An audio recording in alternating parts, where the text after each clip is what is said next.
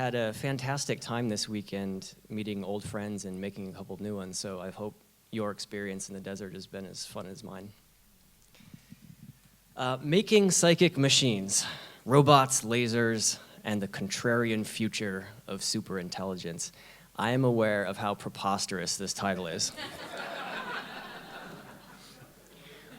But although this involves science and technology, it's meant to be fun, it's meant to be playful, and for those of you who are not technical, don't worry, it doesn't go very deep. For the reading impaired, I had ChatGPT create an image of that preposterous title, and it came up with this, and I was like, nailed it. It actually takes me quite a while to create a presentation like this, or really of any kind, and the reason for that is rather than just summarize research or summarize the research that's been done by other people, I actually try to create experiments to sort of prove what I'm talking about. And I do that for a number of reasons. Reason one is that hopefully it provides a bit of empirical evidence to sort of backstop some of my claims. But also it's just an opportunity to get out of the office and get back into mad science, which is probably where I belong, and that's a lot of fun. This talk is no exception. There's a lot of mad science, and I'm excited to share it with you. So by way of table of contents, the talk has 4 acts. Act 1, AI versus consciousness, in which we look at the claims that AI is becoming sentient and my reasons for why I believe that that is misguided. T2, a new Turing test. So this is my proposition for how to think about and how to measure artificial intelligence from here forward. Building a psychic machine, this is the mad science part. This is where I'm attempting to build a device that passes the criteria of T2, i.e. that it's presentient. And then the 4th part is going to be really interesting, but that is my take on a new kind of superintelligence. Not something that's rooted in artificial intelligence, but that's rooted more in biological consciousness. I tried to make a graph of how the general public conversation looks like about AI and consciousness, and it's something like this. AI is gaining consciousness, and on the x-axis you have time, and on the y-axis you have technology, and the blue curve is the development of artificial intelligence. And most people think that we're about right here on the cusp of AGI. So we have artificial intelligence, which would be like ChatGPT, and then we're moving towards artificial general intelligence, which is the idea that the AI is broadly capable of a number of things. So it's good at physics and chemistry, but it can also write poems, and it can also create images, and it can understand human context, and it can teach itself, and it can learn new things, and so forth.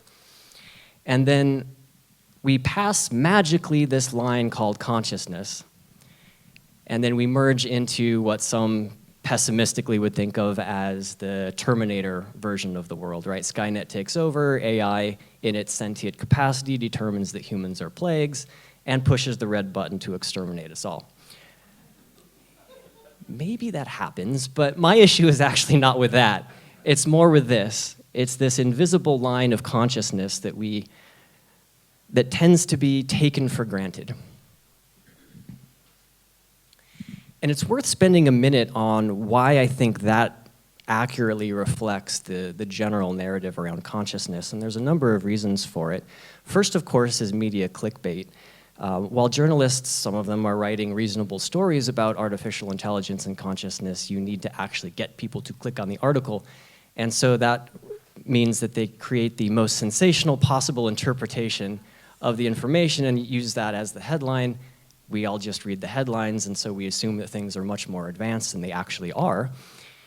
You have corporate storytelling and investor FOMO. What I mean by that is, and I don't think it's a deliberate choice, but large companies involved in artificial intelligence benefit from the idea that AI is about to become sentient, it's about to become conscious, it's unstoppable. You have to invest in this now, otherwise it's the last opportunity. it makes sense only to invest in artificial intelligence and almost nothing else because it's going to eat the world. Again, I don't think that's a deliberate choice necessarily, but there are incentives that, that kind of move things in that direction. Of course, investor FOMO, if you're a venture capitalist, you're investing money on behalf of, you're basically investing other people's money as your LP, and you need to justify your investment. And so this AI is becoming consciousness narrative kind of feeds into that a little bit. All of us have, hopefully had a lot of experience with ChatGPT and similar large language models and seen how powerful they are.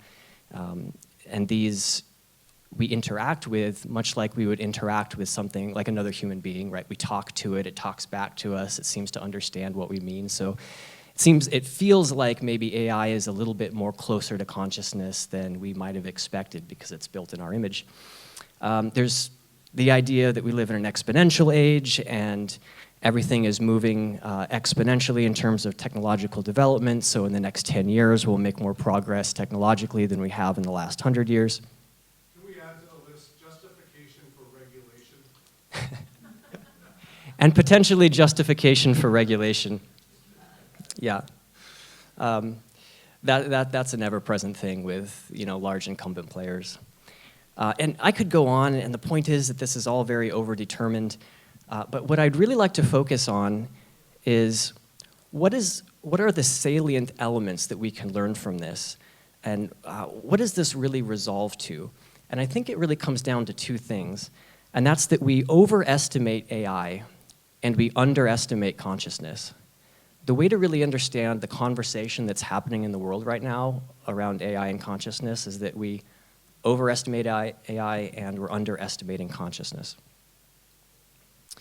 So let me give you the world's most anemic explanation of artificial intelligence. If there's any machine learning people here, forgive me, I'm just trying to make a point. Okay, so how do we overestimate AI? Well, it seems very human when you interact with it in like a ChatGPT sense. But if you can actually peek under the hood, you realize that what's going on is pretty explainable. If I were to ask you, can you predict what the next 3 words are in this sentence, given the word "an"? You probably can't, right? Because it could be anything. An alien is green, right? An apple is red. But if I give you the next 2 words, an elephant never, yeah. So you're updating your prior knowledge based on what came after it with these words. And there's the highest probability of the word that comes next is forgets, right? So call it 95%, the next word is forgets. But it could be an elephant never dances. It could be an elephant never sleeps, sneezes, rocks out. It's just very unlikely, right? And so it turns out that this is how we can get to a large language model, or what we're calling artificial intelligence these days, by taking billions and billions of pages of text and feeding it into a neural network and saying, okay, given these few words, what's the most likely word that comes after it? Given these next few words, what's the most likely word that comes after it? And so forth, times billions of words. And then you take other text and you run that against the model and you see where that model was successful in predicting the next word or where it failed, and then you update the model. So it's a huge collection of probabilities. And it turns out that the magic is somewhere in that. It's really, really cool. But once you understand it, the idea that it's really gaining consciousness or sentience or something like that kind of dissolves. I saw this cartoon recently. I thought it was funny. There's a crack in the wall that's labeled statistics. This guy puts a frame over it, and it's labeled machine learning. And then a bunch of people looking at the frame, looking at the artwork, is called artificial intelligence. Now, obviously, this is just like a joke, and there's a lot more to the machine learning stuff than this. And it's brilliant technology, and it's a huge accomplishment. And my friends over in the Google AI program actually deserve a lot more credit than they get for being early with this stuff. And we underestimate consciousness. So this could be an entire talk unto itself, but neuroscience can't find it, can't find consciousness. And neural networks, the basis of the current AI revolution, really don't capture it. Every couple of years, I see some Scientific American article or something like that, some pop science magazine that says, scientists have found the location of consciousness. And it points to some area in the brain with like an orange glow on it. And it's like, ah. And then the next few years, scientists have found the location of consciousness. But in reality, we've had decades of very, very good neuroscience, fMRI imaging and the like. And the more granular we've become with our ability to look into the brain, the more sophisticated our instrumentation, the further away consciousness seems to be. It's only revealed just how elusive this actually is.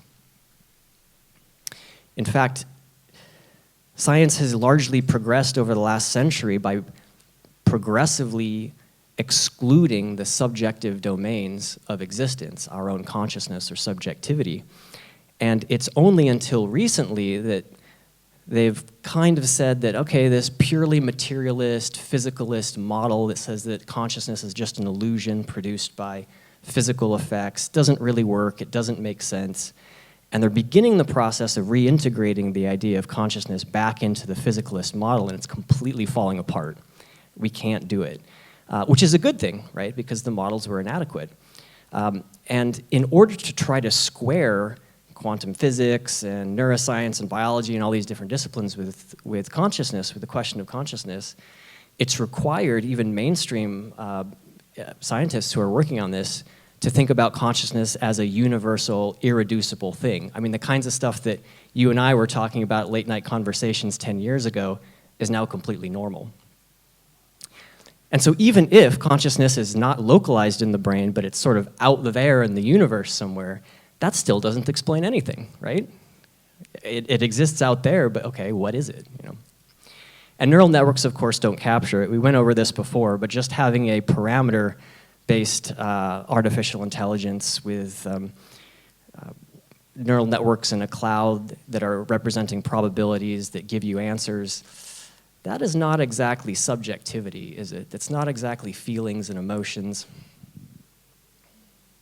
And so the expectation on the left is really something like this, but the reality of where we are is something more like on the right. We will succeed at